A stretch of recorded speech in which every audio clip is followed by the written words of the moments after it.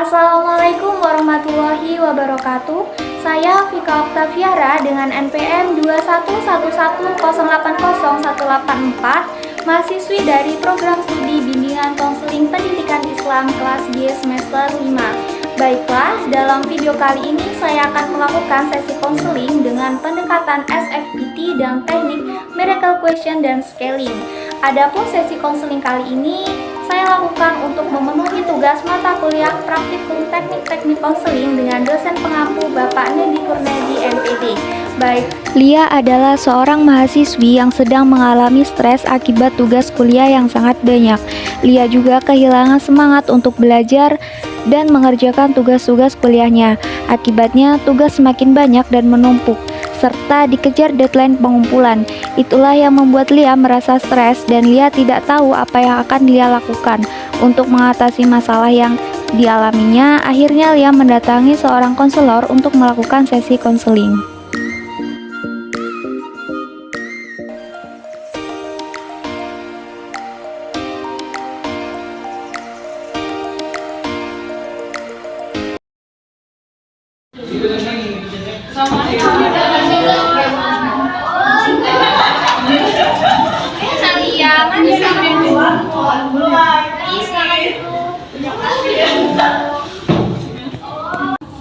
Sepertinya sudah lama sekali ya kita tidak bertemu. Lia, apa kabar?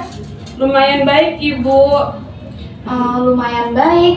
Biasanya kalau seseorang sudah bilang lumayan baik itu pasti ada sesuatu ya. Kok Ibu tahu aja sih kayak peramal? Iya dong, yang bisa meramal kan nggak cuma Dila. Oh ya Lia, sekarang kamu lagi sibuk apa nih? Biasalah, Bu. Hanya sibuk dengan tugas kuliah. Apalagi sekarang udah semester 4. Tugas kuliah semakin menumpuk, dikejar-kejar deadline terus. Waduh, pasti butuh perjuangan yang keras ya untuk menyelesaikan semua tugas itu. Ya, begitulah, Bu. Pusing sekali. Tapi kamu harus selalu semangat ya. Saya yakin kamu pasti bisa menyelesaikan tugas-tugas itu tepat waktu. Amin.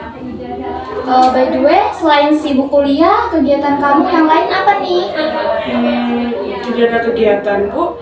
Biasanya untuk menghibur diri saya bermain badminton, yang mana itu sudah menjadi hobi saya. Tapi semenjak semester 4 ini saya sudah jarang bermain badminton ya karena disibukkan dengan tugas-tugas.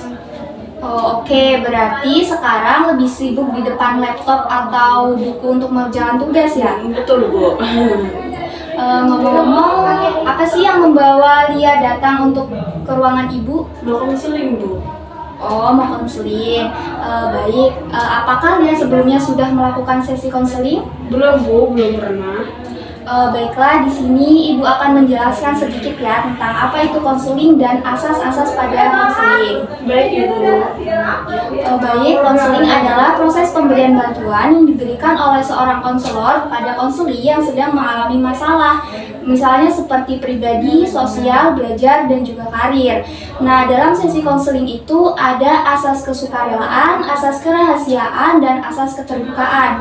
Asas kesukarelaan yang pertama, di mana Lia itu datang menemui ibu atas dasar sukarela dari Lia sendiri, tidak ada paksaan dari siapapun. Selanjutnya ada asas kerahasiaan, di mana semua masalah yang Lia ceritakan kepada ibu, insya Allah ibu akan menjamin rahasia dan semua data yang Lia ceritakan itu tidak akan bocor ke siapapun. Selanjutnya ada asas keterbukaan, di mana Lia ini terbuka dan bersedia menceritakan semua masalah Lia yang Lia hadapi kepada ibu. Bagaimana Lia? Apakah sudah mengerti? Oh, begitu. Paham. Nah, baik, dalam pertemuan sesi konseling kali ini kita dibatasi oleh waktu ya Lia. Kita akan mempergunakan waktu kurang lebih 15 sampai 20 menit untuk sesi yang pertama. Dengan adanya waktu yang singkat ini, kita harus memanfaatkan waktu sebaik-baiknya. Nah, nanti jika pertemuan ini masalahmu belum terselesaikan, maka kita akan kontrak waktu lagi untuk sesi selanjutnya ya Lia. Baik, Ibu. Nah, sekarang coba Lia ceritakan ada masalah apa sih yang Lia rasakan sekarang? Saya stres sekali, Bu. Tugas kuliah semakin menumpuk dan itu membuat saya semakin malas mengerjakan tugas-tugas itu. Memangnya mengapa tugas yang menumpuk itu membuat Lia merasa stres? Selain tugas yang banyak, juga banyak aturan yang rumit dan pengerjaannya itu yang membuat saya stres, Bu. Seperti itu. Ibu mengerti apa yang kamu rasakan. Iya, Ibu. Saya nggak tahu gimana cara ngurangi stresnya itu gimana. Baik. Lalu ada lagi? Tidak ada, Bu. Saya rasa itu saja. Oke, baiklah. Sekarang saya mau bertanya pada Lia. Dari skala terendah 0 hingga tertinggi 10, berada di skala berapa tingkat stres yang Lia alami saat ini? Kira-kira di angka 8, Bu. Jadi, Lia ini merasa bahwa tingkat stres yang dialami itu di angka 8 ya? Iya. Mengapa tidak sampai di angka 9 atau 10? Karena saya masih ada rasa sisa semangat untuk mengerjakan tugas itu. Jadi rasa stres dalam mengerjakan tugas itu masih bisa diatasi ya kan? Iya. Kalau saat ini skala stres yang dialami oleh Lia itu berada di angka 8. Dari skala 0 sampai 7, berapa skala yang diharapkan oleh Lia dapat dicapai setelah sesi konseling ini? Saya harus bisa mencapai angka 3, Bu. Mengapa memilih target skala 3? Saya harap setidaknya dapat memberikan semangat saya dalam mengerjakan tugas kuliah dan begitu rasa stres pun akan berkurang. Baik, kalau begitu saya mau bertanya, dalam jangka berapa lama biasanya Lia itu menyelesaikan setidaknya satu tugas kuliah? Biasanya tuh 5 jam sekali cuman buat satu tugas, satu mata kuliah. Satu tugas itu 5 jam ya biasanya? Iya. Di saat Lia mampu menyelesaikan minimal satu tugas kuliah, bagaimana perasaan yang Lia alami? Lega sih, Bu, kayak sebagian beban gitu kebuang gitu, Bu. Baik, tentunya sangat bahagia ya. Nah, kalau boleh tahu, apa yang membuat Lia ini pada saat itu mampu menyelesaikan tugas kuliah yang menurut Lia itu sangat rumit? Saya baca buku, artikel, jurnal, dan lain sebagainya, dan mendapatkan sumber referensi dalam mengerjakan tugas saya. Terkadang saya juga berdiskusi dengan teman-teman saya, bahkan tidak jarang kami mengerjakan tugas kuliah bersama di suatu tempat. Bagus sekali itu. Jadi, Lia banyak membaca sumber-sumber dan berdiskusi dengan teman-teman Lia ya untuk menyelesaikan tugas kuliah tersebut. Benar, Ibu. Baik Lia, jadi saya mendengar bahwa harapan dari Lia adalah mengembalikan semangat Lia dalam mengerjakan tugas kuliah. Untuk mewujudkan itu tentu saja ada beberapa hal yang harus Lia lakukan. Kalau boleh tahu, langkah-langkah apa saja yang akan Lia lakukan untuk mengembalikan semangat Lia dalam mengerjakan tugas kuliah itu? Nanti boleh silakan ditulis di kertas ya. Baik, Ibu. Nih, silakan.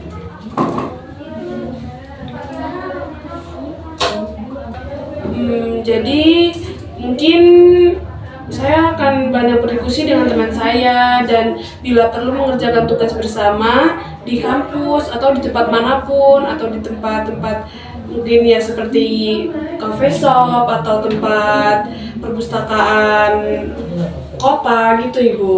Betul sekali. Kalian bisa jadi saling menyemangati gitu ya. Baik, silakan ditulis langkah-langkah apa saja yang Lia akan lakukan.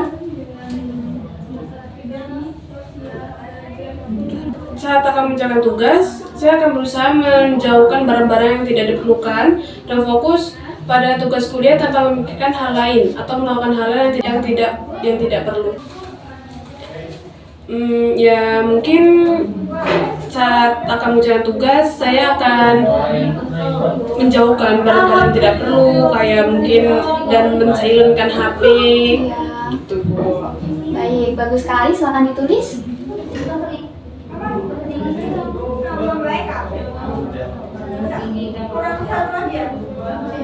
Sudah, Ibu. Saya akan memperbaiki dan mungkin juga saya akan memperbaiki rutinitas hidup saya sehari-hari. Seperti apa contohnya, Lia? Saya akan menetapkan jadwal kegiatan saya setiap hari dari mulai membangun tidur sampai tidur kembali. Dengan begitu, saya jadi bisa meluangkan waktu untuk mengerjakan tugas dan saya akan bertanggung jawab atas jadwal yang sudah saya buat. Betul sekali. Dengan begitu, rutinitas Lia sehari-hari akan lebih teratur ya dengan jadwal yang dibuat oleh Lia. Iya, benar. Mungkin Lia untuk meluangkan lebih banyak waktu untuk mengerjakan tugas gitu ya. Silakan ditulis.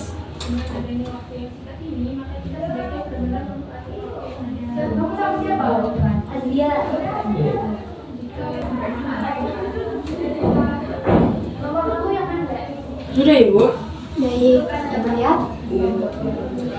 Baiklah, sudah cukup ya, Lia. Baik, di sini ada pun langkah-langkah yang akan Lia lakukan ke depannya itu seperti banyak berdiskusi, mengerjakan tugas bersama teman, menjauhkan barang-barang yang tidak diperlukan, dan fokus sepenuhnya pada tugas, serta menghindari hal-hal yang tidak perlu dilakukan ya, Lia.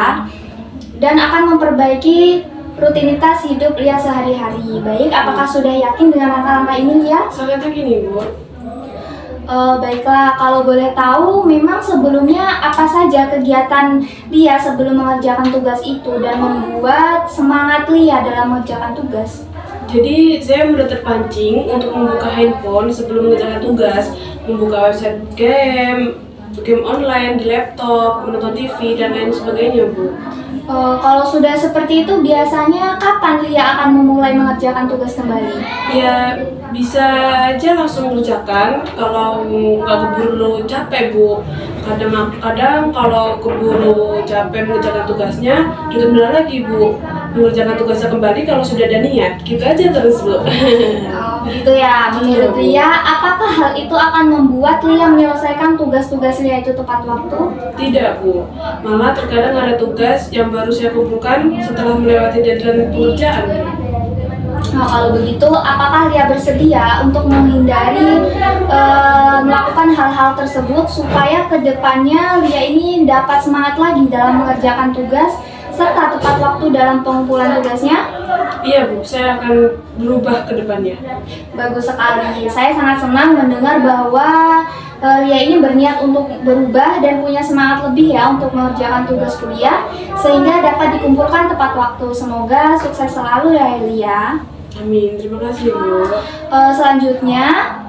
Selanjutnya di sini saya ingin Lia ini mendapatkan tugas setidaknya 2 tugas dalam sehari. Jadi Lia dapat melaporkan dan mendiskusikan kembali tugas dari saya ini saat kita bertemu kembali ya nanti di sesi selanjutnya. Saya harap di sesi selanjutnya Lia sudah berhasil mengatasi hal-hal negatif yang mengganggu Lia dan semangat dalam mengerjakan tugas serta mampu menyelesaikan tugas kuliah Lia dengan baik dan tepat waktu. Baik, Ibu. Saya akan usahakan. Setelah sesi konseling hari ini sudah berada di skala berapa perasaan stres yang Lia alami? 3, Bu. Sekarang saya punya semangat baru untuk mengerjakan tugas karena sudah tahu apa saja yang harus saya lakukan agar semangat itu tetap terjaga. Hebat, saya ikut senang mendengarnya. Semoga selalu konsisten ya, Lia. Terima kasih, Bu. Baik, kalau begitu ada yang ingin didiskusikan kembali ya? Tidak, Bu. Saya rasa cukup. Baik, kalau sudah cukup, sesi konseling hari ini kita cukupkan sampai di sini dulu ya. Terima kasih karena Lia sudah bersedia mengikuti sesi konseling kali ini. Sampai bertemu di sesi konseling selanjutnya ya, Lia. Kalau ada apa-apa, jangan sungkan datang kembali ke sini. Saya akan bersedia mendengarkan curahan hati Lia. Baik, Ibu. Terima kasih juga sudah bersedia mendengarkan curhatan saya, Bu. Kalau begitu, saya pamit dulu ya, Bu. Karena setelah ini ada perkuliahan lagi. Ya, semangat ya, Lia. Baik, Ibu. Mari saya antar. Assalamualaikum, Bu. Waalaikumsalam.